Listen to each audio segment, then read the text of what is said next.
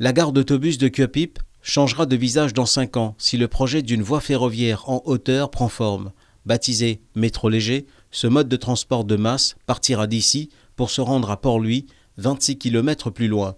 Après plusieurs faux départs, ce dossier vieux de 30 ans est remis sur les rails. Le maire de Cuapip connaît déjà le tracé dans sa ville. Et c'est juste un tracé préliminaire et qui commence depuis Yampalakno, il descend jusqu'à Novelty, Jerningham Street. Maintenant, nous retournons devant Dépinay Street, chemin d'Épinay. Et ça, il continue jusqu'à Georges Guibert Street et aussi Moutou Lane. Direction ensuite Vacois. Ici également, la mairie est en présence d'une demande des autorités de libérer certains quartiers. Si vous continuez, ça se met à droite, y aller. Et nous vous libérer aussi, ça l'espace ici là. Une petite esplanade, nous bien libérer. Cette voie large de 50 mètres desservira 19 stations sur le corridor Cuapip-Port-Louis. Sur ce trajet, quelques réaménagements et déplacements seront nécessaires. Des lieux publics seraient concernés, croit savoir le responsable de la ville de Quatre-Bornes, un peu inquiet.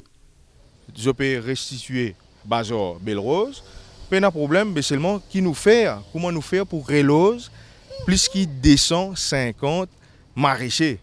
Bobassin-Rosil craint pour sa part un bouleversement de son paysage, à considérer l'itinéraire officieux dont dispose la ville. Donc il prend depuis la gare aux îles, il allait descendre jusqu'à Beaubassin. Et quand il arrive au Beaubassin maintenant, il continue en plus. Il y a jusqu'à Barclay. Selon une source proche du dossier, le métro n'empiétera sur aucun site public et aucune infrastructure ne sera déplacée.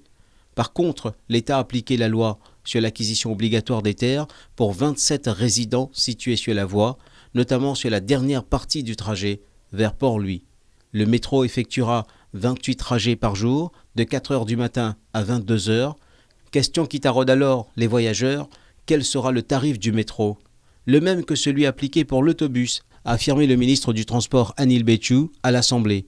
Ce mode de transport alternatif destiné à décongestionner le trafic routier nécessitera une enveloppe de 22,2 milliards de roupies et 5 ans de travaux, des travaux qui devront s'ouvrir après le 31 octobre, si entre-temps, les plans ne changent pas encore.